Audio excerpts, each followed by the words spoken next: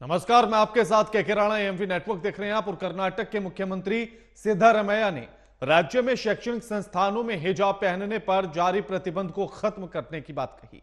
इसके बाद राज्य की राजनीति का माहौल गर्मा गया।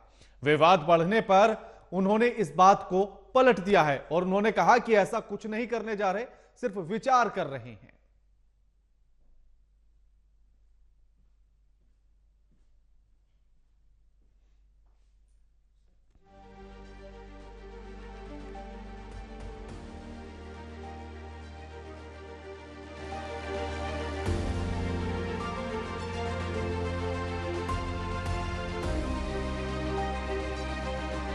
कर्नाटक में एक बार फिर से हिजाब का जिन बोतल से निकल आया है।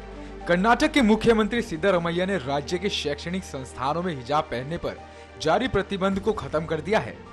मुख्यमंत्री सिद्धारमैया के मुताबिक पहनने और भोजन का चयन व्यक्तिगत मामला है। विवाद बढ़ने पर सीएम ने ऐसे किसी तरह के फैसले लेने से इनकार करते हुए कहा कि अभी तक ऐसा नहीं किया गया है। उन्होंने विवाद पर सफाई देते हुए कहा कि किसी ने मुझसे हिजाब पर प्रतिबंध हटाने को लेकर सवाल पूछा, जिसके जवाब में मैंने उन्हें जवाब दिया कि सरकार इसे रद्द करने पर विचार कर रही है। तो वही इस मुद्दे पर बीजेपी राज्य की कांग्रेस सरकार पर हमलावर हो गई। बीजेपी ने कांग्रेस पर तुष्टीकरण का आरोप लगाते हुए कहा कि सिद्धारमैया सरकार वोटों के लिए राज्य की शांति व्यवस्था को खराब कर रही है। तो वहीं गिरिराज सिंह ने कांग्रेस सरकार की मंशा पर सवाल खड़े करते हुए कहा कि ये सिर्फ हिजाब पर से प्रतिबंध हटाना नहीं है, बल्कि राज्य में शरिया कानून की स्थापना करना है। तो वहीं राज्य के पूर्व सीएम येदियुरप्पा ने कांग्रेस सरकार को घेरते हुए कहा कि सरकार ने मुस्लिम समाज को खुश करने के लिए ये फैसला लिया है। जनता लोकसभा चुनाव में कांग्रेस सरकार को सबक सिखाएगी। ये महज हिजाब पे प्रतिबंध नहीं उठाया है, बल्कि शरिया कानून को स्थापित किया है। अगर राहुल गांधी कांग्रेस और इंडी गठबंधन की सरकार देश में बनी तो इसी तरह से इस्लामिक कानून, शरिया कानून लागू होगा। यूपी में मोदी जी ने, योगी जी की सरकार ने अगर हलाल सर्टिफिकेशन पर बैन लगाया है। 2024 लोकसभा चुनाव पास है। ऐसे में इस मुद्दे पर राज्य में सियासत जमकर होगी।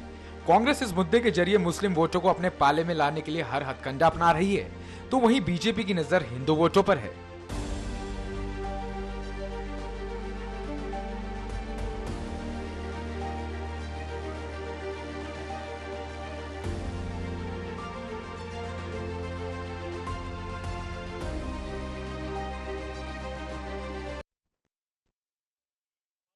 मेहमान जुड़ गए, उनका परिचय आपसे करा देते हैं। हमारे साथ राहुल आनंद, नेता हैं बीजेपी के। स्वामीनाथ जायसवाल हमारे साथ जुड़ गए हैं, नेता हैं कांग्रेस के।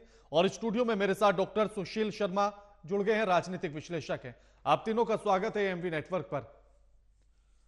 स्वामीनाथ जी, कर्नाटक में सरकार की तरफ से पहले ही ऐलान किया जाता है कि हिजाब पर लगे हुए बैन को हटा दिया जाएगा, और जब देखते हैं कि राजनीति गर्म हो गई है तो फिर कहते हैं कि ऐसा कुछ नहीं हो रहा, सिर्फ विचार कर रहे हैं। देखिए राणा जी, पहले भी था हिजाब पहन के लोग जाते थे, वो फिर बीच में बीजेपी सरकार, लेकिन उसको हटाया तो नहीं है ना बैन। लेकिन जिस तरह से हल्ला मचाया जा रहा है बीजेपी के द्वारा, तो ये बताइए, जैसे हम अभी सुन रहे थे गिरिराज सिंह जी बोल रहे थे कि शरिया कानून लागू हो जाएगा और ये 2024 में आ जाएंगे तो इस्लामिक, यानी पहले 2014 से पहले 70 साल जो राज एलापते हैं, तो उस समय कांग्रेस की सरकार कई बार रही है, बहुत सालों तक देश में रही है।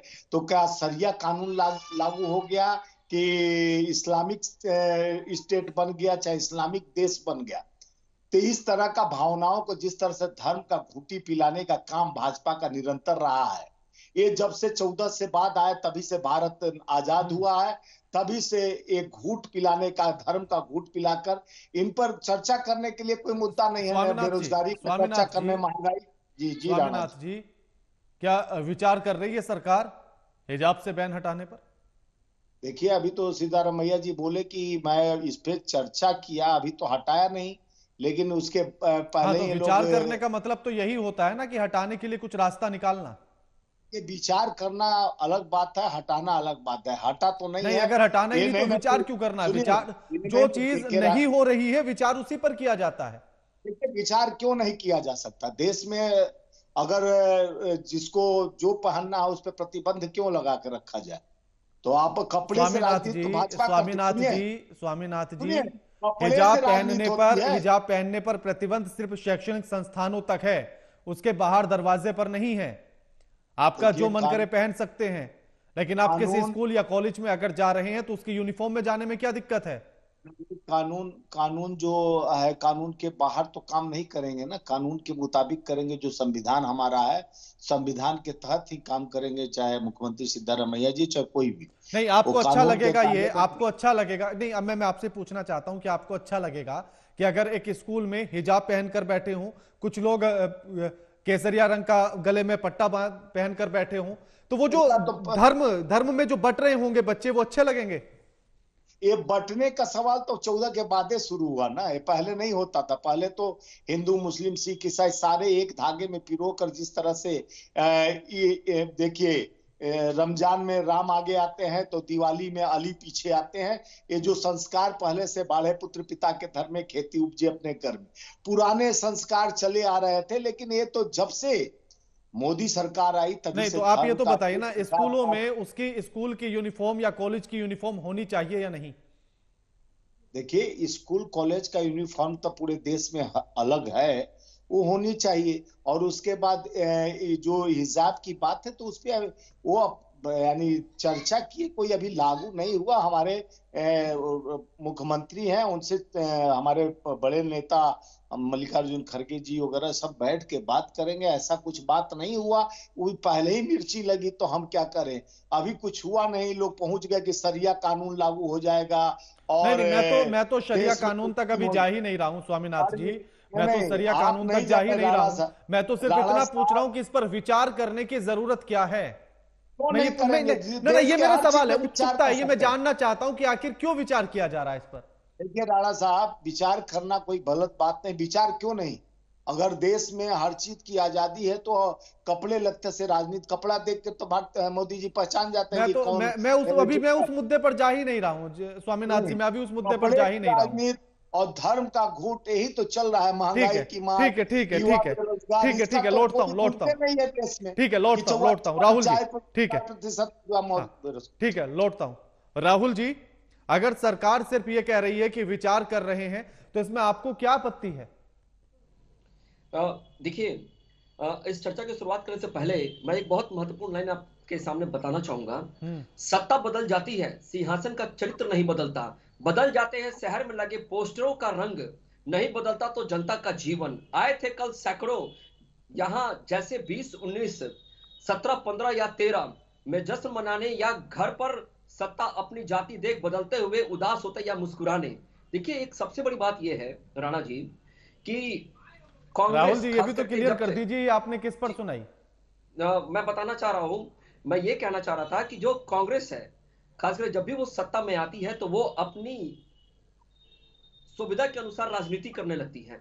और जब भी जहां राजनीति करती है और वो विकास की विचारधारा पे से अलग होकर वो उन कट्टरपंथियों का समर्थन करने लगती है, जिसके कारण वो सत्ता में आई है। जब ये सरकार बनी थी कर्नाटका में, तो उस समय जिस प्रकार से अल्पसंख्यकों को खुश करने की बात कही गई थी और उनके द्वारा जो दबाव बनाया गया था मंत्रिमंडल को लेकर या डिप्टी सीएम को लेकर, या हर एक प्रकार से जो कांग्रेस जिसके दम पे सत्ता पे आई है, अगर वोट प्रतिशत की बात करें तो बीजेपी का वही रह गया वोट प्रतिशत में। लेकिन इनको जो अलग से जो इनको मिला, जिनकी जो वोटें नहीं बटी, जिसके वजह से आज ये उनको खुश करने के इस प्रकार की ढोंग रच रहे हैं। देखिए, विद्यालय, खास करके विद्यालय एक ऐसा विषय होता है जहां पे सबको समानता होता है, इसीलिए वहां ड्रेस कोड बनाया जाता है। जब बच्चे स्कूल में जाते हैं तो एक समान तरह के दिखे, वहां गरीबी अमीरी का कोई भेदभाव ना रहे, धर्म का कोई अंकुश ना रहे, इसलिए स्कूल का ड्रेस बनाया जाता है। और ड्रेस बनाने के बाद ही बच्चे विद्यालय में आते हैं। जिस प्रकार से ये सुविधा के अनुसार अल्पसंख्यकों को खुश करने की कोशिश कर रहे हैं, इससे ये स्पष्ट होता है कि जो कर्नाटका की जो सरकार है, खुद इनके डिप्टी सीएम ही इनके साथ इनके समर्थन में नहीं नजर आते हैं, क्योंकि जो वादे इन लोगों ने किए थे उस वादे को सफल करने के लिए खुद डिप्टी सीएम का स्टेटमेंट आता है कि मेरे पास पैसा नहीं है कि हम आगे कुछ विकास की योजनाओं को कर सके। देखिए, मुस्लिम देशों की अगर आप बात करिए, अच्छा राहुल जी, आपने एक मुद्दा ये छेड़ ही दिया है, तो आखिर पैसा क्यों नहीं है? इससे पहले तो सरकार आपकी थी, आप तो पैसा छोड़ कर गए होंगे। देखिए, इन्होंने जो वादे किए थे जनता के बीच में जो रेवड़ी प्रथा की जो इन्होंने बात किए थे उसको अगर पूरा करेंगे तो इस पूरा करने में इनके पास पैसा नहीं आता है, चाहे वो बिजली की बात कर लीजिए या अन्न की बात कर लीजिए या जो भी इनके पास इन्होंने जो चुनावी वादे किए थे। ये मैं नहीं कहता, ये उनके डिप्टी सीएम का स्टेटमेंट है। देखिए, जहां तक बच्चों की राजनीतिकरण की बात है तो बच्चों को विद्यालय में पढ़ने के लिए भेजा जाता है। जो लड़की हूं लड़ सकती हूं का नारा देती है, ठीक है, देखा था ना राहुल जी एक और सवाल, राहुल जी एक और सवाल। जब ये हिजाब वाला मुद्दा पहले भी उठा था तो मुस्लिम नेताओं की तरफ से लगातार सिखों के फोटो दिखाए गए और कहा गया कि क्या पगड़ी भी हटवाई जाएगी अगर स्कूल में जाएंगे तो? अगर धर्म के आधार पर इतनी ही चिंता है शैक्षणिक संस्थानों की तो फिर बिना पगड़ी के जाएं, बिना माथे पर तिलक लगाए जाएं। देखिए राणा जी, सबसे महत्वपूर्ण बात यह है कि बच्चों के अंदर जो राजनीतिकरण की जो बात की जाती है, जो मैं हिजाब विवाद की जो हम लोग बात कर रहे हैं, मैं उसी पे आ रहा था। मुझे जरा 2 मिनट में समझ लीजिए, मैं सारी चीजों को, तथ्यों को पूरा कर देता हूं। देखिए, मुस्लिम कंट्रीज की अगर आप बात करिए तो सीरिया, इजिप्ट पे भी हिजाब बैन है। यही नहीं, इसके अलावा अगर आप मोरक्को की बात कर लीजिए, अजरबैजान की बात कर लीजिए, लेबान की बात कर लीजिए, यूरोप में तो मैं तो हिंदुस्तान की बात करूंगा ना राहुल जी, बैन किया था। मैं हिंदुस्तान की बात करूंगा। मैं हिंदुस्तान पे आ रहा हूं, जो पिछले साल 2022 में खास करके जब ये विवाद छिड़ा था और जो जिद करके जो लड़की जाकर बैठ रही थी, जिसको सारे लेफ्ट बिरादरी जितनी थी जाकर उसका समर्थन कर रही थी और उसको इनाम दे रही थी जिस लड़की को, गलती वहीं से थी। हमारे देश की राजनीति में एक सबसे अहम बात यह है जिसके लिए खेद भी प्रकट किया जा सकता है कि वो गलत को गलत नहीं कहते हैं, गलत को वो सही करने की कोशिश करते हैं। जो लड़की हूं लड़ सकती हूं, जिसके बारे में मैं कह रहा था, उन्होंने जो अभिव्यक्ति की आजादी की बात की थी और उन्होंने एक ट्वीट किया था जिसमें एक ऐसे फोटो को ट्वीट किया गया था, बताया गया कि ये भारत की संस्कृति है। देखिए, एक बहुत अच्छी बात कही गई थी राज्यसभा में और लोकसभा में कि अगर दिमाग इटली का होगा तो इस देश में भारतीयता नहीं आएगी सोच में। तो ये जिस प्रकार से विवाद बैठा रहे हैं, जो हिंदू लड़के होंगे वो गमछा लपेट के जाएंगे, माथे पे तिलक लगाकर जाएंगे, तो कहीं ना कहीं जातीय उन्माद फैलाने की कोशिश की जाएगी। देखिए, कांग्रेस से यही तो हमने देखा भी था ना राहुल जी, ये तो हमने देखा भी था जब हिजाब का मुद्दा उठा था, तो अगर लड़कियां हिजाब में आई थी तो तमाम लड़के हमने देखे जो गले में गमछा पहनकर आ रहे थे और उन्होंने कहा था कि हम भी ऐसे ही चलेंगे। अब मैं यही बात कह रहा हूं राणा जी कि बच्चों के अंदर राजनीतिकरण नहीं करनी चाहिए। इससे ये आपकी मैं आपसे यही तो पूछ रहा हूं ना, मैंने इसीलिए ये सवाल आपसे पूछा कि क्या सिख फिर पगड़ी उतार कर जाएंगे, बिना पगड़ी के एंट्री करेंगे? देखिए, अगर आप स्कूलों की बात करें, जहां तक सिखों की बात करें, तो मेरे समझ से मेरे सामने जितने भी प्रसंग इस प्रकार के आते हैं तो मैंने बहुत कम लोगों को देखा है जो सिख पगड़ी लगाकर जाते हैं। मैंने अपने जीवन में बहुत कम लोगों को देखा है। ये पहले से चली आ रही व्यवस्था है, नई व्यवस्था नहीं हुई है, ये पहले से चली आ रही व्यवस्था है। अच्छा, चलिए, हिजाब की व्यवस्था फिर कब से हुई? हिजाब 2022 में खास करके जब कर्नाटका में जो एक अच्छा, उससे पहले हिजाब पहनकर कोई नहीं जाता था? हिजाब पहनकर कोई नहीं जाता था। कॉलेज की बात अलग है, जहां ड्रेस कोड है, जो संवैधानिक संस्था है, जो शैक्षिक संस्था है। राहुल जी कैसी बात कर रहे हैं आप? कोई नहीं जाता था। राहुल जी कैसी बात कर रहे हैं आप? बिल्कुल मैं कह रहा हूं, जो बच्चों के लिए, स्कूल के बच्चों को हिजाब पहनते मैंने कभी नहीं देखा है। हाँ, टीचर जरूर आते थे, हिजाब लपेट कर टीचर जरूर आते थे, लेकिन वहां उनकी उस तरह की व्यवस्था की गई है। बच्चों के बीच में ऐसी व्यवस्था नहीं की गई है राणा जी। ठीक है सुशील जी, हिजाब का जिन एक बार फिर से बाहर निकल आया।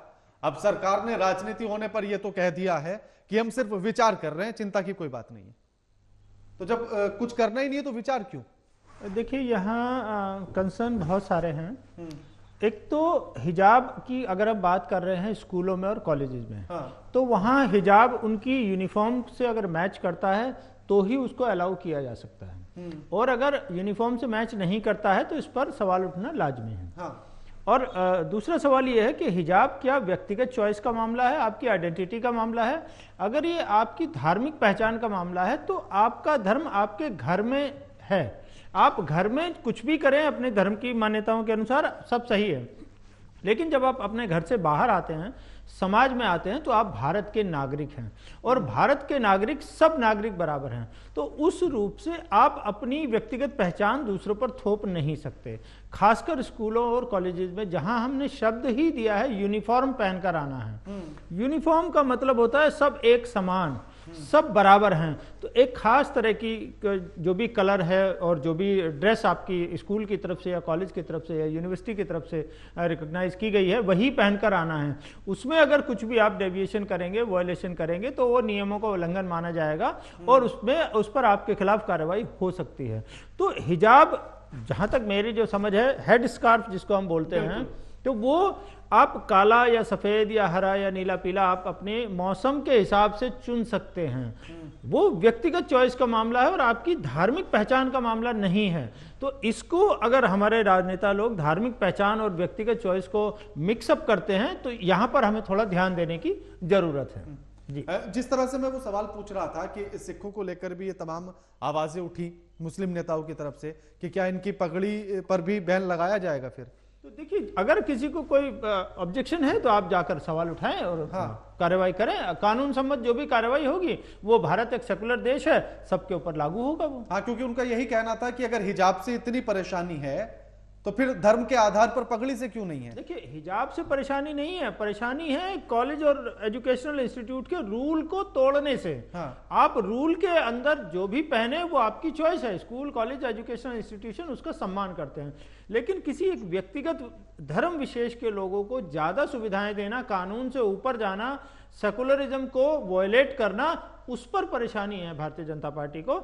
और उस पर मुझे लगता है भारत के हर नागरिक को परेशानी होनी चाहिए, क्योंकि अगर हम दुनिया के इतिहास को सामने रखें तो हुआ यही है, जहां जहां शरिया कानून आया है, पहले आपने धर्म के नाम पर एक छोटी सी सुविधा मांगी है, एक छोटे नियम का उल्लंघन किया है, नेक्स्ट स्टेज में आपने एक दूसरे बड़े कानून का उल्लंघन किया है, थर्ड स्टेज में आपने लॉ ऑफ द लैंड, वहां के कॉन्स्टिट्यूशन का उल्लंघन किया है, और फोर्थ स्टेज में आपने कहा है कि यहां तो शरीयत कानून लगेगा क्योंकि हमारी मेजोरिटी हो गई है। तो वो, और ये एक तरह से दुनिया को विनाश की तरफ लेकर जा रहा है। आप देखिए जहां जहां कुछ खास धर्मों का शासन है, जहां जो वो कहते हैं कि हमारा रूल ऑफ लॉ है, शरिया है, वहां उनकी साइंटिफिक अचीवमेंट्स क्या है, वहां उन्होंने डेवलप क्या किया है, वहां समाज का क्या विकास हुआ है, वहां रिसोर्सेज का क्या विकास हुआ है। एक्सेप्ट एक्सप्लॉयटेशन, आबादी बढ़ाने के और रिसोर्सेज को एक्सप्लॉयट करने के और नष्ट करने के कुछ नहीं हुआ है। तो भारत एक सनातनी देश है जो प्रकृति का सम्मान करता है, हर जीवित प्राणी का सम्मान करता है,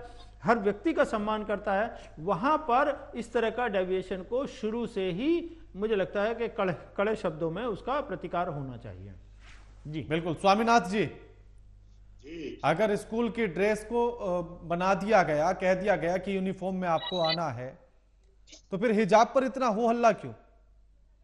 स्कूल का ड्रेस तो ड्रेस से पहन के आएगा, छोटा बच्चा तो हिजाब पहन के आएगा नहीं। और जब हम लोग कॉलेज वगैरह में पढ़ते थे, चाहे किसी यूनिवर्सिटी में, तो हिजाब पहन के तो तब पर भी आते थे। जैसे ये बोल रहे थे राहुल जी कि मैं तो कभी नहीं देखा हूं, तो शायद ये चश्मा कोई और लगाया होंगे जो देखे नहीं होंगे। हम तो बहुत देखे हैं, अपने गांव में देखे हैं, बनारस जैसे यूनिवर्सिटी में मैं पढ़ा था, वहां भी हिजाब पहन के लोग आते थे। और उसके बाद नहीं, सवाल तो यही है ना फिर घूम फिर के कि अगर स्कूल ने ड्रेस को फिक्स कर दिया, उस समय ड्रेस कोड तो था नहीं ना। उस समय कोई कपड़ा हम लोग पहन के आ जाते थे यूनिवर्सिटी कॉलेजों में। कॉलेज यूनिवर्सिटी में कोई ड्रेस कोड नहीं होता था। और होता है, कुछ में नहीं होता लेकिन मैक्सिमम में होता है। मैं भी यूनिवर्सिटी से पढ़ा हूँ, ड्रेस थी हमारी भी, हम यूनिफॉर्म में ही जाते थे। मैंने कॉलेज में हम लोग पढ़े हैं तो नहीं रहा है, शायद आप लोग के समय में हुआ होगा, लेकिन हमारे समय में कॉलेज में कोई ड्रेस नहीं था, न यूनिवर्सिटी में कोई ड्रेस था।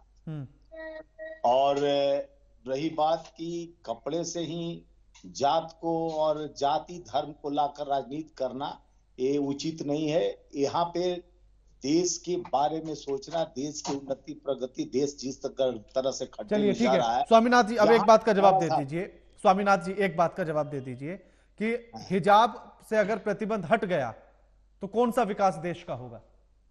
तो हिजाब पर से प्रतिबंध कहाँ हटा? नहीं, मैं मान रहा हूं ना, अगर आपकी सरकार विचार कर रही है और हटा देती है तो फिर देश का विकास कैसे होगा? मैं ये मेरा सवाल है, मैं जानना चाहता हूं। ये सुनिए राणा साहब, क्या भी हिजाब से विकास नहीं होगा तो हिजाब से विकास रुक जाएगा क्या? मैं भी वही पूछ रहा हूं आपसे, एक बार मुझे जवाब तो दे दीजिए ना। वो रुकने वाला सवाल मैं राहुल जी से पूछूंगा। न हिजाब से तरक्की होगा, न हिजाब से तरक्की रुकेगा। बस भावना और जाकी रही भावना जैसी हरी मूरत देखे तिल तैसी। बिल्कुल, इनके जब भावना इस्लाम जो में किया- इस बात के लिए कहीं अनिवार्यता है ही नहीं हिजाब को लेकर कि हिजाब पहनना अनिवार्य है। स्वामीनाथ जी सुन लीजिए, ये कोर्ट में जो दलीलें दी गई उसी के आधार पर बोल रहा हूं, बाकी मैंने भी कुरान नहीं पढ़ी है, तो उसमें यही दी गई थी दलील कि इस्लाम में कहीं भी हिजाब पहनने के लिए अनिवार्यता की ही नहीं गई है, तो फिर इस पर इतना हो हल्ला करने की जरूरत क्या है? नहीं, कुरान शरीफ में क्या हुआ है हम लोग तो पढ़े नहीं। हम मैं तो खुद कह रहा हूं ना, मुझे नहीं पता, मैं तो कोर्ट में दी गई दलीलों के आधार पर बात कर रहा हूं। देखिए, 3 चीज हम लोग के भी धर्म में बताया जाता था, धन और नारी और भोजन, 3 छुपा के रखने वाला चीज है। आज तो प्रदर्शन होता है, 3 चीज यानी खाना प्रदर्शन करके खाओ, दिखाओ कि मैं ये खा रहा हूं, और धन जिसके पास आता था तो सूचित व्यवस्था में रखता था, अच्छा से रखता था, और नारियों का सम्मान। अब जिस तरह से अब जाइएगा पुराने परिधान में तो ये मुस्लिम एक अपने को हिजाब पहन के जिस तरह से पहले से ये चल रहे हैं, तो उनका अपना पहनने का कपड़ा नजरिया है, और इसमें राजनीति आपकी इस बात का जवाब मैं दूंगा, लेकिन पहले सुशील जी कुछ कह रहे हैं। सुशील जी, देखिए स्वामीनाथन जी, मैं आपसे विनम्र निवेदन करूंगा, एक कहावत है भलाई में हत्या करना, तो कहीं ऐसा तो नहीं कि मुसलमानों की पैरोकार बनने के चक्कर में कांग्रेस मुसलमानों के खिलाफ ही काम कर रही है। जैसे कि अभी राणा जी ने बताया कि कोर्ट में ये दलील दी गई थी कि कुरान के अनुसार हिजाब पहनना अनिवार्य नहीं है, तो जो बात कुरान में कही गई है कि अनिवार्य नहीं है, तो आप क्यों जबरदस्ती ऐसा कार्य करके गैर इस्लामिक कार्य कर रहे हैं? क्यों कांग्रेस पार्टी ऐसा करके धार्मिक मान्यताओं के खिलाफ जा रही है और कोशिश ये कर रही है कि हम तुम्हारे खैरख्वाह बन रहे हैं? तो इस तरह और शायद मुझे यही लगता है कि स्वामीनाथ जी एक एक करके बात करेंगे, मैं लौटूंगा आपके पास, पूरा समय दूंगा आपको, लेकिन एक बार सुन लीजिए। मुझे यही लगता है कि कल जब सिद्धारमैया जी ने ये घोषणा की कि हम ऐसा करने जा रहे हैं, तो उनकी घोषणा का रिएक्शन हुआ और दिल्ली में मंथन हुआ, और कांग्रेस पार्टी ने ये देखा कि हम एक खास पार्टी के पैरोकार बनते हुए दिखाई दे रहे हैं और बाकी पार्टियां उपेक्षित नजर आ रही हैं, तो ऐसा ना हो कि हम तो भलाई करने के चक्कर में हम कुछ गड़बड़ कर जाएं और ये बूमरैंग कर जाए, हमारा नुकसान हो जाए। तो इसलिए जब दिल्ली से मंथन हुआ और उनको डायरेक्शन दिया गया कि भाई आप अपने इस वक्तव्य को वापस लें, तो आज उन्होंने बैक ट्रैक कर लिया। दूसरा, ग्राउंड रियलिटी भी यही है कि हम मतलब एक कांग्रेस पार्टी जबरदस्ती एक खास पार्टी का पैरोकार बनने की कोशिश कर रही है, जो कि अलग अलग राज्यों में अलग अलग पार्टियां हैं। जैसे दिल्ली में केजरीवाल साहब नजर आते हैं, पश्चिम बंगाल में ममता बनर्जी नजर आती हैं, और एक राज्य में स्टालिन जी नजर आते हैं, तो अब यूपी में सपा आती है। हाँ, यूपी में सपा नजर आती है। तो इस तरह से अलग अलग राज्यों में अलग अलग आपके ठेकेदार पैरोकार या आपके जो भी आपको कंट्रोल करते हैं या जिनसे आप कंट्रोल होते हैं वो नजर आते हैं। तो और ये अपने आप को आपका दिखाने के चक्कर में आपकी धार्मिक मान्यताओं से खिलवाड़ कर रहे हैं, आपकी सामाजिक जो इमेज है उसको खराब कर रहे हैं, और खुद अपने आप में आप लोगों को भी कंफ्यूज कर रहे हैं। तो मेरा ये विनम्र निवेदन है कि देश के विकास के बारे में सोचें। तो अब मैं जायसवाल जी से सिर्फ ये एक सवाल पूछना चाहता हूँ, इतने दिन हो गए रिजल्ट डिक्लेयर हुए, स्वामीनाथ जी सुन लीजिए, आप ही के पास आऊंगा इसके बाद। सिद्धारमैया जी ने आप ही के पास आऊंगा मैं, स्वामीनाथ जी आप ही के पास आऊंगा मैं। चर्चा करते हैं स्वामीनाथ जी राजनीति करते हैं, कपड़े देखकर स्वामीनाथ जी आप ही के पास लौटूंगा, स्वामीनाथ जी आप ही के पास लौटूंगा, बात पूरी सुन लीजिए ना एक बार। सुशील जी बात कीजिए। स्वामीनाथ जी से मेरा सिर्फ ये छोटा सा विनम्र निवेदन है कि इतने दिन हो गए कर्नाटक में सरकार बने हुए, 5 ऐसी विकास की योजनाओं को गिनवा दें जो सिद्धारमैया जी ने वहां डिक्लेयर किया हो। और दूसरा, जब आप कहते हैं हम राजनीति करते हैं, राजनीति करने का मतलब क्या है? राजनीति करने का मतलब होता है जनता की भलाई के बारे में सोचना, जनता की जो समस्याएं हैं उनके बारे में सोचना और उनका कोई हल निकालना, जनता के विकास के लिए, देश के विकास के लिए योजनाएं बनाना, उनको इंप्लीमेंट करना। राजनीति करना का मतलब ये नहीं कि दर्शकों का टाइम वेस्ट करना, जनता को बरगलाना, बहकाना। बिल्कुल जी, स्वामीनाथ जी का काम है, भारतीय जनता पार्टी का काम है जनता को बरगलाना, धर्म का घूट पिलाना, जात पात में कपड़े देखकर राजनीति करना। ये तो भारतीय जनता पार्टी, और जिस तरह से भारतीय जनता पार्टी का 5 योजनाओं का नाम बता दें प्लीज, जो विकास की वहां पर उन्होंने शुरू की है। सुनिए, कन्या निधि योजना हमारा चालू हो गया, वो पुराना पेंशन लागू कर दिए।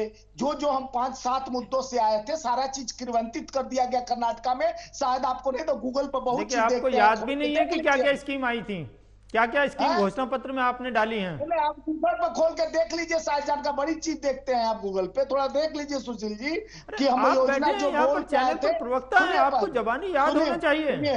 हम भारतीय जनता पार्टी के तरह नहीं कि चुनाव में बोलते हैं उसको जुमला निकल जाता है। 2 करोड़ भाइयों बहनों मित्रों प्रति वर्ष नौकरी दूंगा, 15 लाख खाते में आएंगे, वो जुमला निकल जाता है। स्वामीनाथ जी एक minute, let me finish Rana साहब। अभी छत्तीसगढ़ का सुशील शर्मा जो डिप्टी सीएम बने हैं, ये बोले 3100 रुपए क्विंटल धान खरीदूंगा, और उसके बाद बोले कि मैं 2 लाख रुपया लोन माफ करूंगा। अभी वो बनते डिप्टी सीएम कह रहे हैं कि ना मैं लोन माफ करूंगा, ना बिजली बिल हाफ करूंगा, और किसान को लोन माफ तो कांग्रेस की, हम क्यों माफ करेंगे? तो यानी जनता को बरगलाने के लिए झूठ बोलकर सत्ता में आते हो। सुशील जी सत्ता का भोग लगाते ही जनता को धर्म का भोग खिलाते हो। सुशील जी माफ कीजिएगा स्वामीनाथ जी, मेरा सवाल आपसे सिर्फ इतना सा है कि 5 योजनाएं आपने गिना दी, हिजाब का मुद्दा भी सामने आ गया, क्या यह भी घोषणा पत्र में था? देखिए हिजाब का घोषणा पत्र में नहीं था। हिजाब का माननीय मुख्यमंत्री जी अगर बोले हैं तो लागू नहीं हुआ देंगे हम। और उसके बाद हिजाब कपड़े से राजनीति आप लोग करते हो। सुशील शर्मा जी तो बोल रहे थे कि ये बोलना चाहिए कि जिस लोकतंत्र में 150 सांसदों को निकाल के बाहर किया जाता है। मुद्दा मत भटकाइए स्वामीनाथ जी, उस पर पिछले 2 दिन डिबेट कर चुका हूं मैं। लोकतंत्र का घोला घोटा स्वामीनाथ जी,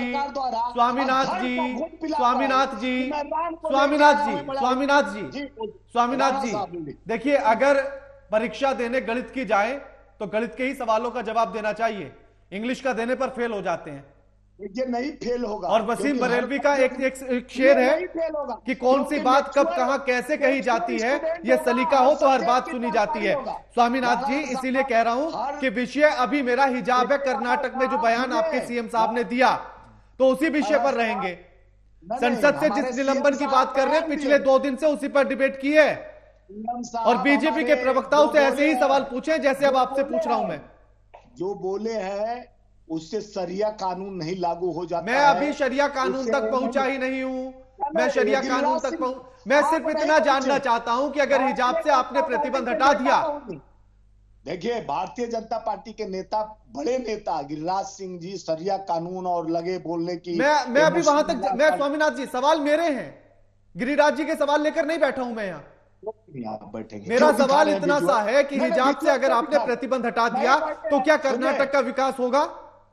देखिए, विकास तो ये लोग कपड़े से दिखाते हैं। कपड़े आप मेरे सवाल का जवाब दीजिए ना, आप इन पर उन पर इधर उधर मत जाइए। विकास का काम अपने जगह पे है। कपड़े की बात अलग है कि ये पहन सकते हैं कि नहीं पहन सकते। वो पहनने के लिए रोका किसने? प्रतिबंध कहां लगा? हिजाब पर प्रतिबंध कहां पर है? क्या पूरे कर्नाटक में पहनने पर प्रतिबंध है? बीच में जब येदुरप्पा जी थे सीएम, तो उसके बाद वो जो विवाद हुआ था एक लड़की का लेकर स्कूल में, उसके बाद प्रतिबंध लगाया गया। मुझे पता है, मैं यही तो पूछ रहा हूं ना कि वो प्रतिबंध कहां लगा? कोर्ट ने जो कहा वो प्रतिबंध कहां लगा? भाजपा ने लगाया प्रतिबंध, लगाया हिजाब के लिए प्रतिबंध लगा। वो तो मैं, स्वामीनाथ जी सवाल पहले ध्यान से सुन लीजिए। मैं सिर्फ इतना पूछ रहा हूं कि हिजाब पर प्रतिबंध कहां लगा? क्या कर्नाटक में पहनने पर लगा या स्कूल कॉलेज में प्रतिबंध लगा? स्कूल कॉलेज में लगा। तो फिर दिक्कत क्या है? वही तो मैं आपसे पूछ रहा हूं। हाँ, तो कि कपड़ा, आपने कहा कि कपड़ा पहनना या खाने पीने को लेकर पर्सनल चीजें होनी चाहिए, किसने रोका? लेकिन क्या स्कूल तक पर्सनल चीजें जाएंगी? पर्सनल मर्जी जाएगी? राणा साहब, एक सवाल आप और अच्छा बोले। जिस तरह से आप बोले कि सरदार जी लोग पंजाबी जो पगड़ी लगा के जाते हैं, तो क्या उनको भी निकलवा दिया जाए? ऐसा कुछ नहीं होता है। और जिसको एजुकेशन करना है तो उसमें राजनीति नहीं, पढ़ने वाले बच्चे को राजनीति थोड़ी नहीं करना चाहिए। और कपड़े देखकर पढ़ाई थोड़ी ना शिक्षा होता है। चाहे किसी जाति धर्म को हम टारगेट कर और राजनीति करते हैं। यहाँ कपड़े से राजनीति किया जाता है, लेकिन कपड़ा का राजनीति नहीं होनी चाहिए। हमारे जो सिद्धारमैया जी अभी बोले हैं कि इसको लागू तो किए नहीं। जब लागू करेंगे तो आपके चैनल पर आके हम बताएंगे कि हाँ लागू हो गया और क्यों लागू हुआ, कैसे हुआ, उसका विवरण देंगे। अभी चर्चा हुआ है तो इतना इन लोग का दिमाग खराब हो जाता है। नहीं, मैं बार बार वही सवाल पूछ रहा हूं, पर आप उसका जवाब नहीं दे पा रहे हैं कि अगर हिजाब से बैन हटाना नहीं है तो फिर चर्चा करने की जरूरत क्यों है? सरकार दूसरी जगह दिमाग लगा ले, दूसरी जगह समय दे दे, यहां पर बात करने की क्या जरूरत है? जनता का डिमांड होगा तो उसको भी हटा देंगे। जनता का डिमांड होगा कि नहीं हमको ये जरूरी है तो वो भी हटा देंगे। कपड़े पर कौन सा राजनीति होता है भाई? ठीक है हिजाब पहनने राहुल से जी, तकलीफ हमको ठीक नहीं है है। ठीक है ठीक है आज ठीक है किसी ठीक है और को नहीं ठीक है, है। लौटता हूं जिसके लौटता हूं स्वामीनाथ जी, कपड़ा- लौटता हूं। अगर स्वामीनाथ कपड़ा जी से लौटूंगा, राजनीति है, स्वामीनाथ कपड़ा जी से लौटूंगा। तकलीफ है, कपड़ा से तकलीफ है तो क्या कपड़े से राजनीति होती है? कपड़े से स्वामीनाथ विकास जी होता है। लौटूंगा आपके पास, राहुल जी से बात कर लूं, बहुत देर से उनके पास सवाल नहीं गया। राहुल जी, कपड़े पर राजनीति करने से ही विकास होगा, या फिर हिजाब पर अगर प्रतिबंध आपकी सरकार ने लगा दिया था तो क्या कर्नाटक के विकास में तेजी आ गई थी? देखिए, सबसे बड़ी बात यह है कि जो कर्नाटका की जो सरकार है, खास करके जो कांग्रेसियों का जो एक महत्वपूर्ण एजेंडा रहा है, जो पूरे देश में है, जो संचालित कर रहे हैं, और वो उस विधि व्यवस्था को देखने में कहीं भी अगर कुछ चूक होता है तब जाकर इस प्रकार की बातें वो करते हैं। देखिए, इनका मुख्यतः 4 काम है पूरे देश में। पहला है लटकाना, दूसरा अटकाना, तीसरा भटकाना और चौथा जातीय उन्माद फैलाना। देखिए, चर्चा का जो विषय हमारा हो रहा है, वो चर्चा का विषय हमारा यही है कि आप इस शिक्षक जो शैक्षिक संस्थाएं हैं उसके अंदर क्या राजनीतिकरण होनी चाहिए, सबसे पहली बात। दूसरी जो सबसे बड़ी व्यवस्था है, जहां तक विकास की बात अगर हम करें, डेवलपमेंट की, तो मैं 2 मिनट के अंदर 14 पॉइंट बता सकता हूं कि क्या क्या चीजें डेवलपमेंट की गई है और क्या होना है। देखिए, बच्चों को वहां पढ़ने के लिए भेजा जाता है। पर्सनल और व्यक्तिगत चीजें जो है वो उनके अपने घर की चीजें हैं, वो समाज में दिखाने के लिए है। समाज जो जब समाज बनता है तो उसमें सभी धर्मों के लोगों को मिलाकर समाज बनता है, ना कि एक धर्म के व्यक्ति से समाज बनता है। लेकिन सवाल यहाँ ये उठता है कि क्या बच्चों में राजनीतिकरण होनी चाहिए? क्या इस का अवसर उठाकर राजनीति करनी चाहिए? बिल्कुल नहीं करनी चाहिए, मैं इसके साथ हूं। दूसरी बात मैं आपको बताऊं, मैं कर्नाटका से ही मैं पढ़ा हूं, मैं इंजीनियरिंग मैंने कर रखा है वहां से। मेरे साथ जब कॉलेज में लड़के लड़कियां आते थे तो वो हिजाब में नहीं आते थे, वो हर धर्म के लोग रहते थे और काफी अच्छा माहौल था और सब लोग आज सब जगह चले भी गए। लेकिन जो व्यवस्था बताई गई है, देखिए, जब आपके पास कोई काम करने का नहीं रहेगा ना, तो आप इस प्रकार की उटपटांग हरकतें करिएगा, आपका दिमाग उस जगह पे जाएगा जो समाज में सही दिशा नहीं दे पाएगा। देखिए, आज कांग्रेस शायद यही कर रहे हैं, चाहे लोकसभा में जो सांसद सस्पेंड हुए हैं इनकी भी अगर गरिमा की बात कर लीजिए तो राहुल जी मेरे सवाल पर आ जाइए ना प्लीज, मेरे सवाल मैं आ रहा हूं। मैं बस इतना कहना चाहता हूं कि विकास करने के लिए आपको उस हिसाब से सोचना पड़ता है। बच्चों के बीच में, बच्चों की व्यवस्था में, स्कूलों में खास करके राजनीतिकरण को हटाना होगा, क्योंकि वो वहां पे एक होकर वहां पढ़ने जाते हैं, एक होकर वहां शिक्षा प्राप्त करने जाते हैं, चाहे वो हिंदू पढ़ाए या मुसलमान पढ़ाए या सिख पढ़ाए या कोई क्रिश्चियन पढ़ाए, वो वहां ज्ञान प्राप्त करने जाते हैं। वो यहाँ पर ये करने नहीं जाते हैं कि हमें धर्मों में बंटना है। क्या धर्म के आधार पर किसी को नौकरी मिलती है? क्या कि टैलेंट के आधार पर नौकरी मिलता है? क्या धर्म के आधार पर किसी का विकास हो पाया है? क्या कि टैलेंट के हिसाब से उनका विकास होता है या सूझबूझ से विकास होता है? फर्क यहाँ पे है। आप जब मिशन और अपनी विजन को साफ नहीं रखेंगे तो इस प्रकार की उटपटांग हरकतें करेंगे जो कर्नाटक में राहुल जी, मेरा सवाल भी तो वही है ना कि हिजाब पहनकर कोई आ गया तो उसमें विजन में कैसे रुकावट आ गई?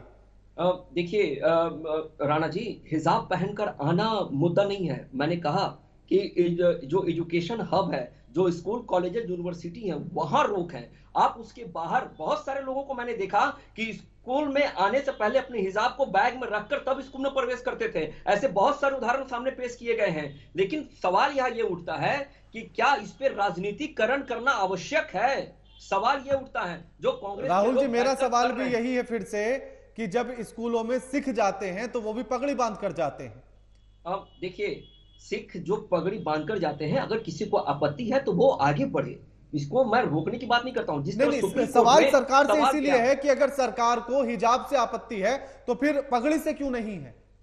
देखिए, हिजाब और पगड़ी दोनों दो चीजें होती है। हाँ। हिजाब आपको इस चीज के लिए प्रतिबंधित करता है और आप अपने आप को वहां पे एजुकेशन में ये चीज को दिखाने की कोशिश करते हैं कि ये चीज गलत हो रहा है। इस पे खुली चर्चा होनी चाहिए, इस पे खुला डिबेट होना चाहिए। कैसे? वही तो मैं पूछ रहा हूं ना, कैसे पगड़ी और हिजाब में क्या फर्क है? देखिए, जो व्यवस्था पूर्व से चली आ रही है उस व्यवस्था में अगर छेड़छाड़ किया जाता है तब जाकर ये विवाद पैदा होता है।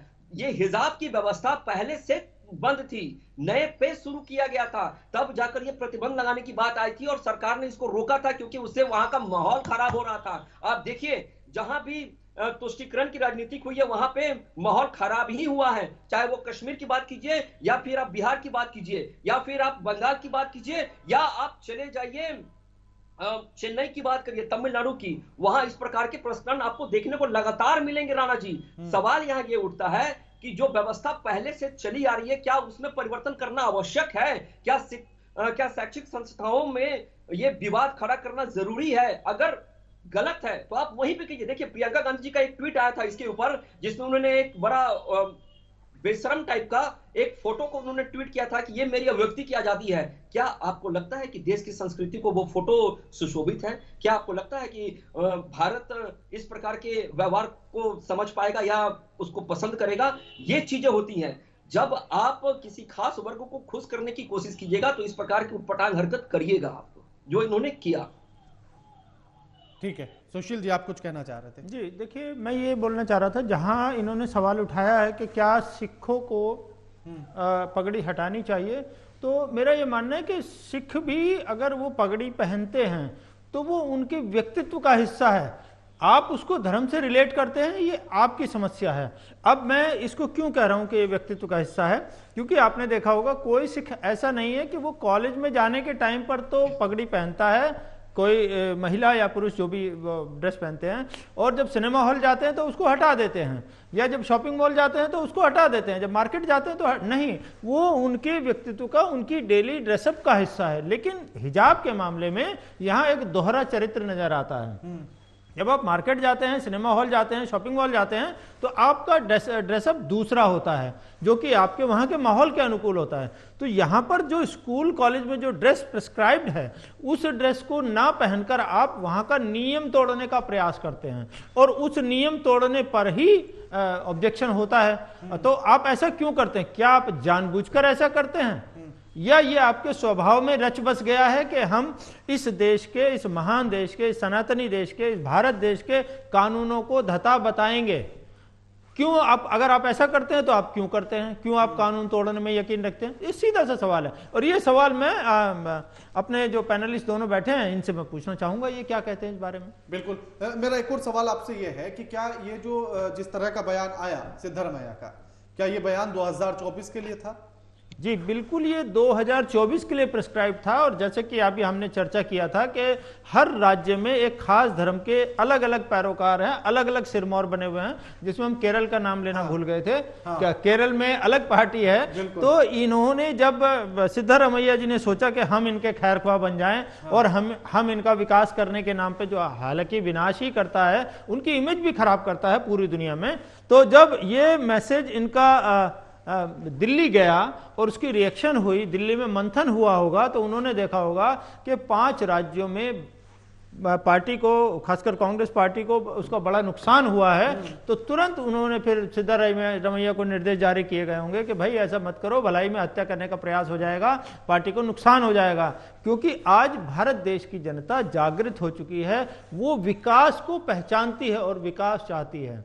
इस तरह के छोटे मोटे में रिलीजियस मुद्दों में पढ़कर और इस तरह के जो विनाशकारी मुद्दे हैं उनमें पढ़कर भारत देश का युवा, भारत का नागरिक अपनी ऊर्जा को व्यर्थ नहीं करना चाहता है। तो इसलिए तो सिद्धारमैया जी कांग्रेस मुख्यालय की बात टाल नहीं सकते हैं, तो उन्होंने वापस ले लिया। बिल्कुल।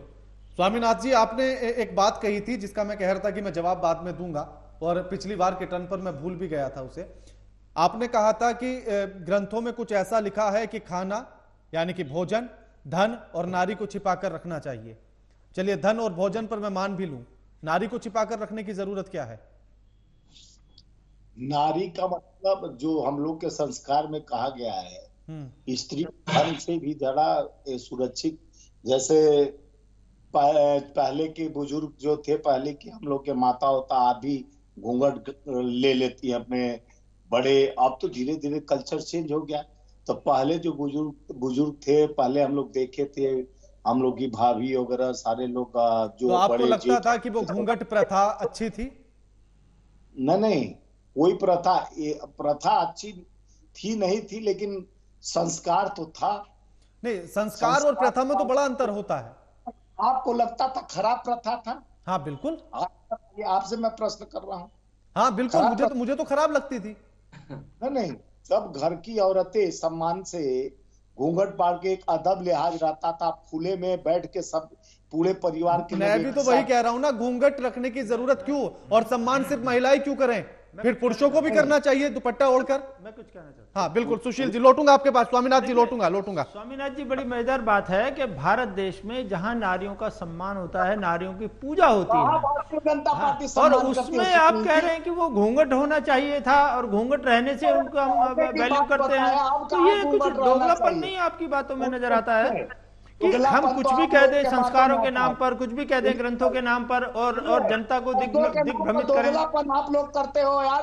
देखिए, आप पूरी बात सुने, आप मेरे स्वामीनाथ जी मेरे सवाल को आप समझें। अगर हम एक एक करके बात करेंगे, नहीं, इनको भाजपा का एजेंट बताइए। दो लोगों को बैठा देते हैं, एक कभी अगर अभी आपके हिसाब की बात कर देते, अगर वो कह देते अभी कि हाँ घूंघट निकालना अच्छा था, तो आपको अच्छा लग जाता। ये मेरा बात कर ही नहीं सकते, तो धर्म के। देखिए जायसवाल जी, अगर आप ऐसा कहेंगे तो अगर आप गलत बातें करेंगे और उस पर टोक भी दें, तो फिर एजेंट हो जाएंगे दूसरी पार्टी के। सुशील शर्मा जी कभी कांग्रेस चाहे किए गए पहले के प्रधानमंत्रियों को बात नहीं करते हैं, क्योंकि इनको ये धर्म का घूट पी के जो मोदी मंथन हुआ है, जो देश में 14 के बाद देश आजाद हुआ है, जिस तरह से देश में धर्म का, जात का, और गए थे न कभी। मैं तो उस पर जा ही नहीं रहा, मेरा सवाल तो बड़ा स्पष्ट था आपसे कि आखिर नहीं, आप मेरा सुनिए ना। एक minute, let me finish. Karnataka गए थे हनुमान जी को लेके, कोई रोका क्या?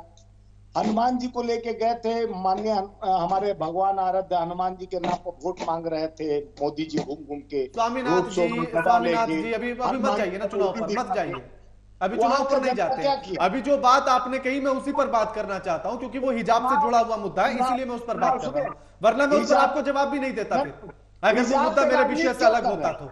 हिजाब पे राजनीति, जिसको स्वतंत्र देश है भारत, जिसको जो कपड़ा पहनना पहनेगा, उसमें क्यों आपत्ति है? नहीं तो फिर आपने अभी कैसे कहा कि घूंघट करना आपको अच्छा लगता था? आपने कैसे कहा कि घर की महिलाएं घूंघट करती हैं तो अच्छी लगती थी? एक बोला पहले का करती थी, अभी भी करती है, पहले का। मैंने आपसे पूछा कि वो प्रथा ठीक थी क्या? आपने कहा हाँ। प्रथा नहीं, मेरे संस्कार ठीक था। प्रथा, संस्कार कैसे हो गए? प्रथा और संस्कार में फर्क होता है। पहले जो महिलाएं घूंघट नहीं निकालती उनके अंदर संस्कार नहीं है? नहीं, आप बताइए ना मुझे, जो महिलाएं घूंघट नहीं निकालती हैं क्या उनमें संस्कार नहीं है? जो घूंघट निकालती थी तो भी IAS IPS बनी थी, ऐसा नहीं है कि नहीं। अच्छा, कौन सी IAS PCS थी जो घूंघट निकाल के घूमती थी? एक का नाम बताइए मुझे। बहुत है घूंघट निकाल, एक ही बता दीजिए। अभी भी बड़े बड़े लीडर है जो सर पे माथे। मैं वही तो पूछ रहा हूँ ना आपसे, आप बता दीजिए ना। आपकी पार्टी की तो आप, हाँ सुन लीजिए ना, आपकी पार्टी की महिला तो प्रधानमंत्री भी रही, घूंघट निकालती थी। सुनिए, सनातन कहते हैं ना, सनातनी देश है, सनातन हम भी मानते हैं। मैं भी तो वही पूछ रहा हूँ ना आपसे।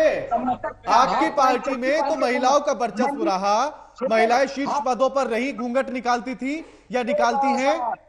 राणा साहब, कोई चड्डी पहन के नहीं मंदिर जाता था पहले, अब जाता है क्या? कौन सी बातें कहां लेकर जा रहे हैं आप? बता रहे हैं जैसे कुछ भी कहीं से भी उठाकर कुछ भी बोल दो, बिना सिर पैर की बातें। आपकी माता दादी ओदी नहीं घूंघट करती होंगी शायद उस समय। मैंने आपसे सिर्फ इतना पूछा कि क्या वो प्रथा ठीक थी?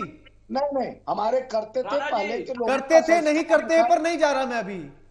मैं आपसे पूछ रहा हूँ प्रथा ठीक थी या नहीं थी?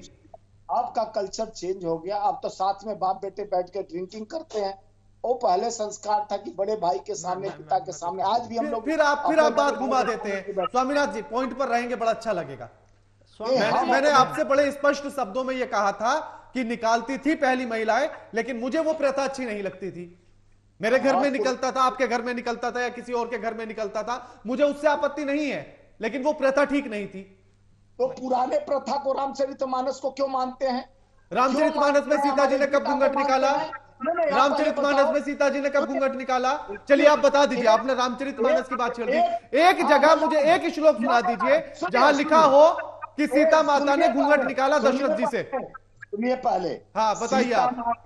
सीता माँ का वहां पर अग्नि परीक्षा लेने के बाद प्रभु श्री राम एक धोबी के कहने पर अपने पत्नी का तिरस्कार कर देते हैं। आप एकदम भटक जाते हैं, बात कुछ भी चल रही हो आप कहीं भी जोड़ देते हैं। संस्कार की बात बोल रहे हैं, संस्कार की बात। मैं भी वही पूछ रहा हूं आपसे। आप मुझे रामचरितमानस का एक श्लोक बता दीजिए, एक चौपाई सुना दीजिए, कुछ भी बता दीजिए, एक पंक्ति सुना दीजिए हिंदी में ही कि हाँ यहां लिखा था कि सीता माता ने दशरथ जी से घूंघट निकाला, मैं मान जाऊंगा। वो आप सीरियल वाला देखे होंगे पहले, आपके परिवार में हम नहीं जान रहे हैं। आप मुझे पोस्टर वाला दिखा दीजिए। अभी सीरियल वाले की तो मैं बात ही नहीं कर रहा, मैं तो आपसे रामचरितमानस की बात पूछ रहा हूं। सुना दीजिए ना एक श्लोक। चलिए टाइम दूं आपको 10 मिनट का। पहले शायद नंगा नहीं रहते थे, आप शायद फिर भटक गए आप, फिर भटक गए आप, फिर भटक गए आप। भटक नहीं गया, मैं आपको ये बोला कि 3 चीज आदमी छुपा के रखता था, 3 चीज का सम्मान करता फिर आप भटक गए हैं, फिर भटक गए आप। था। अगर राम जी के साथ सिंहासन पर सीता माता बैठ रही है तो कहां छिपा कर रखा गया? कृष्ण जी के साथ अगर हर जगह राधा चल रही है तो कहां छिपा कर रखा गया? नहीं छुपा। अगर गोरा पार्वती शिव शंकर के साथ चल रही है तो कहां छिपा कर रखा गया? का बात कहा मैं बोला कि पहले सम्मान से सर पे रखते थे, यानी अपने सर पे पल्लू रखते थे। तो पल्लू रखना खराब बात है क्या? आप इसको खराब मानते हैं पल्लू सर पे रखना? तो उसमें अच्छाई क्या थी ये भी बता दीजिए मुझे। पल्लू रखना सर पे खराब मानते हैं कि नहीं मानते हैं? जो बात आप छेड़ते हैं ना, जो टॉपिक आप लेकर आते हैं, फिर आप उसी से हटकर दूसरी तरफ चले जाते हैं। रखना आप खराब मानते हैं कि अच्छा मानते हैं? पूजा करते हुए पुरुष भी सर पर रुमाल या कपड़ा रखते हैं, ये पता है आपको? इसके पीछे सर पे वैज्ञानिक कारण है। पहले लोग सर पे, जैसे मैं टोपी पहना हूं, पहले लोग गमछे रखते थे। तो वही तो बात घूंघट की थी, बात घूंघट की थी, सिर पर कपड़ा रखने की नहीं थी। पहले पगड़ी बांधते थे। ठीक है, आप विषय भटका रहे हैं और कुछ नहीं करेंगे। सुशील जी, वो प्रथा थी। देखिए स्वामीनाथ जी, मेरा आपसे स्वामीनाथ जी अब सुन लीजिए, स्वामीनाथ जी अब सुन लीजिए, बहुत देर आपको दिया मैंने। हाँ स्वामीनाथ जी, मेरा आपसे विनम्र निवेदन है कि अभी आपने चर्चा करते समय राणा साहब के साथ 3 बार ये कहा कि पहले ऐसी परंपरा थी लेकिन अब समय बदल गया है। तो आपकी बातों से ऐसा लगता है आप कुछ कंफ्यूज हैं कि पुरानी बातों को फॉलो किया जाए या बदले हुए समय को फॉलो किया जाए। और ये कंफ्यूजन सिर्फ आप में नहीं, पूरी की पूरी कांग्रेस पार्टी में नजर आता है कि वो पुरानी परंपराएं, पुराने ढर्रे हैं उनको फॉलो करें या बदले हुए वक्त के हिसाब से चलें। और यही कंफ्यूजन अभी कर्नाटका में नजर आया, जो कि मैंने पहले भी कहा कि एक खास वर्ग का खैरख्वाह होने का आप दिखाने का दावा कर रहे हैं, उसके लिए काम कर रहे हैं, लेकिन शायद वो परंपरा, वो घोषणाएं उस वर्ग के खिलाफ ही जा रही हैं और आपके खिलाफ भी जा रही हैं। मगर अब 3 राज्यों में करारी हार के बाद जब दिल्ली में मंथन हो रहा है तो वहां ये कंफ्यूजन दिखाई दे रहा है कि अब हम इस वर्ग को सोचें या पूरे भारतवर्ष के बारे में सोचें। तो ये बड़ा सोच का विषय है, समय तेजी से बदल रहा है और वैज्ञानिक आधार पर आप किसी भी चीज की व्याख्या करें तो तब आपको लगेगा कि भारत जो एक सनातनी देश है क्यों इतनी तेजी से प्रोग्रेस कर रहा है। और दूसरा, आपको एक बहुत महत्वपूर्ण बात मैं बताता हूं, आज पूरी दुनिया के वेस्टर्न वर्ल्ड के साइंटिस्ट ये मान रहे हैं, खुलेआम कह रहे हैं कि अगर इस धरती को बचाना है तो सनातन धर्म को लाना है। तब आप देखिए वो हिंदू धर्म की बात नहीं कर रहे हैं, वो सनातन धर्म की बात कर रहे हैं। हिंदू धर्म जो कि पूरा का पूरा वैज्ञानिक कार्यकलापों से, वैज्ञानिक परंपराओं से, वैज्ञानिक रीति रिवाजों से भरा हुआ है, उसकी बात कर रहे हैं। मगर जो मुझे दिखाई जो देता है, जो विपक्ष का एक छोटा सा संकीर्ण मानसिकता है, वो उसका मतलब सीधा सीधा हिंदू धर्म मान लेते हैं। हिंदू धर्म is a philosophy of living, और living in tune with nature, जो इकोलॉजी का सम्मान करता है उसको हम सनातन कहते हैं। और हम यहाँ हिंदू और मुस्लिम में भटककर अपनी ऊर्जा को जो देश के विकास में लगनी चाहिए वो दूसरी गैर जरूरी चीजों में खर्च कर देते हैं। तो मेरा आपसे निवेदन है कि आप अपने पार्टी के आला कमान को बताएं कि भाई क्या, किस तरह से हम देश का विकास कर सकते हैं। बिल्कुल। एक और सवाल मेरा इसी में आपसे ये है कि एक तरफ तो ये कह रहे हैं और इनकी पार्टी का नारा है कि लड़की हूं लड़ सकती हूं, और दूसरी तरफ कह रहे हैं कि आप हिजाब पहनकर घूमिए। अब मैं इसमें बांधना भी है, अब मैं और लड़ना भी एक डायमेंशन आपको और दे देता हूं। हाँ। जिस धर्म की हम बात कर रहे हैं उसमें शरिया कानून के हिसाब से एक पुरुष को 4 महिलाओं से शादी करने का अधिकार है। हाँ। तो मेरा उनसे ये विनम्र निवेदन है कि आप उनको बराबरी पर लाएं। और आप, क्या ऐसा हो सकता है कि एक महिला 4 पुरुषों से शादी कर ले? हाँ, ये मुझे लगता है जायसवाल साहब इसका बेहतर जवाब दे पाएंगे बराबरी पर लाने के लिए। कैसे बराबरी पर लाएंगे स्वामीनाथ जी?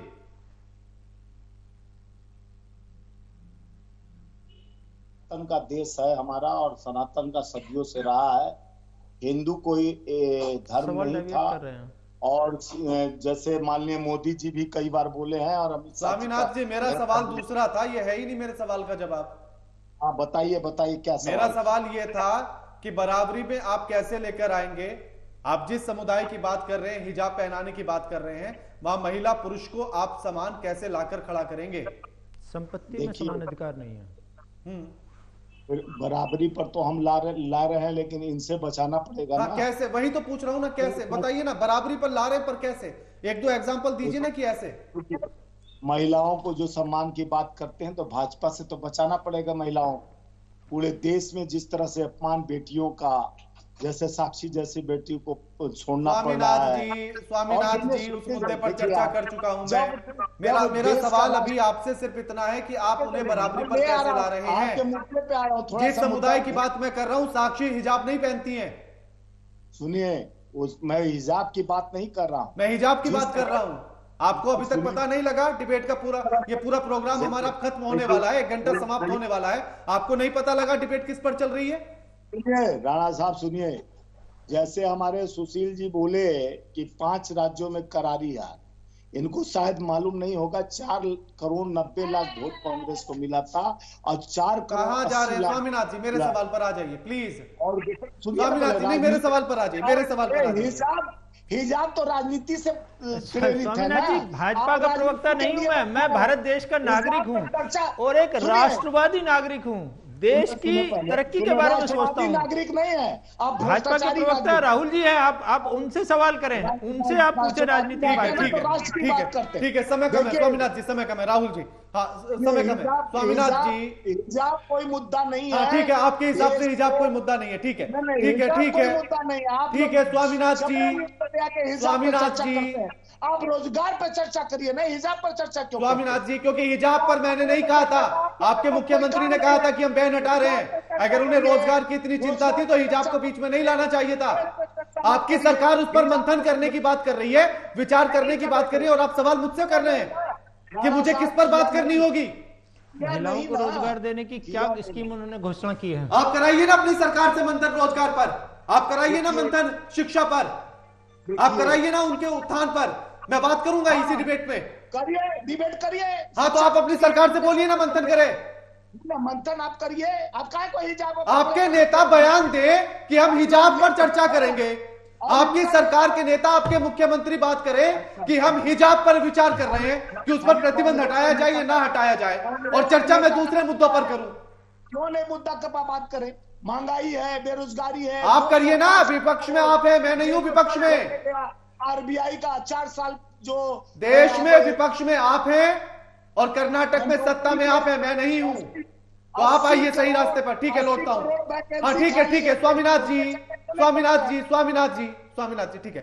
राहुल आनंद, आप कुछ कहना चाहते, पहले वो कहिए, फिर मैं सवाल करता हूं। देखिए, सबसे बड़ी बात यह है कि कांग्रेस की जो विचारधारा रही है वो हर जगह रोकने की कोशिश करती थी सनातनियों को, चाहे वो राम मंदिर की बात करिए या 370 की बात करिए, या फिर आप देश में समग्र राष्ट्रीय विकास की बात कीजिए, और या ट्रिपल तलाक की बात कर लीजिए। फिलहाल कांग्रेस की जो स्थिति है वो यही हो गई है कि हिंदी फिल्म का एक बहुत मशहूर गाना था, वो शायद स्वामीनाथ जी सुने होंगे, चले थे कहां जाने के लिए, जाना है कहां ये मालूम नहीं, अब अपनी भटकती कदमों को मंजिल का दिशा मालूम नहीं। और जहां तक रोजगार की बात है, और जहां तक चुनाव कहने करा ले रहे भैया, हम उस पर भी चर्चा करने के लिए तैयार हैं, खुले मंच पे आएंगे आपके साथ, और मैं पॉइंट बाय पॉइंट चर्चा में समझूंगा और रोजगार के डाटा। स्वामीनाथ जी, आपके बीच में नहीं बोले थे राहुल जी, तो आप भी सुन लीजिए थोड़ा सा उन्हें। तो चुनाव तो करा लो, जम्मू कश्मीर राहुल जी 5.5 साल तक राष्ट्रपति शासन लगा के बोलना है। हाँ, हिजाब छोड़कर सब पर बोलेंगे स्वामीनाथ जी। राहुल जी, मेरा सवाल यह है कि हिजाब से आपने प्रतिबंध हटाया, अब सरकार विचार कर रही है, क्या ये 2024 का एजेंडा है? देखिए, इसमें कांग्रेस अपने जाल में खुद फंसती जा रही है। बीजेपी ने शुरू से कहा था, देखिए बीजेपी एक ऐसी पार्टी है जो होती है वो दिखता है। अगर मैं घर में हनुमान चालीसा का वाचन करूं और बाहर निकलकर जालीदार टोपी पहनकर उनके लिए वोट की तुष्टीकरण करूं, तो ये भारतीय जनता पार्टी कभी नहीं करती है। जो है वो दिखती है, जो करती है वो स्पष्ट होता है। इसलिए मैं बार बार कहता हूं कि मिशन और विजन दोनों सही है। मैं एक लाइन में सारी चीजों को खत्म करूंगा कि हाथों में गीता रखेंगे, सीने में कुरान रखेंगे, मेल बढ़ाए जो आपस में वही धर्म ईमान रखेंगे, काशी और काबा भी होगा, पहले हिंदुस्तान रखेंगे। बिल्कुल। ठीक है। हाँ सुशील जी, आप कुछ कह रहे थे, लास्ट कमेंट। देखिए, मैं स्वामीनाथन जी से मेरा फिर विनम्र निवेदन है कि अभी तक इन्होंने 5 घोषणाएं नहीं बता पाए। हाँ। वो जो लाडली बहना और पेंशन वाला, वो जो पुरानी जो घिसी-पिटी हाँ। बातें हैं, वही इन्होंने बताई, 5 घोषणाएं नहीं बता पाए। अब मेरा इनसे फिर विनम्र निवेदन है कि कांग्रेस सरकार से बात करें और बोलें, कुछ विशेष घोषणाएं करें मुस्लिम महिलाओं के विकास के लिए। बिल्कुल, तब लगेगा कि आप विमेन एम्पावरमेंट की बात कर रहे हैं। हिजाब से और इस तरह की चीजों से आप देश के बहुमूल्य रिसोर्सेज को गलत दिशा में लेकर जा रहे हैं। बिल्कुल। शुक्रिया आप तीनों मेहमानों का हमारे साथ इस चर्चा में जुड़ने के लिए और अपना कीमती समय देने के लिए। लेकिन ऐसे में कर्नाटक की सरकार जिस पर चर्चा करना चाह रही है और वो कह रही है कि हम विचार कर रहे हैं कि हिजाब पर से प्रतिबंध हटाया जाए या नहीं हटाया जाए, लेकिन ऐसे में सवाल यह है कि क्या हिजाब से प्रतिबंध हटाने के बाद कर्नाटक के विकास में तेजी आएगी या फिर उसके प्रतिबंध पर रहने से कुछ रफ्तार में कमी आ जाएगी? यह सवाल बड़ा जरूरी है। तो ऐसे में कर्नाटक की सरकार को भी इस पर ध्यान देना होगा कि आखिर विकास के मुद्दों पर, रोजगार के मुद्दों पर, शिक्षा के मुद्दों पर अगर बातचीत करे या चर्चा करे तो ज्यादा बेहतर होगा। लगातार खबरों के लिए देखते रहिए एएमपी नेटवर्क। नमस्कार।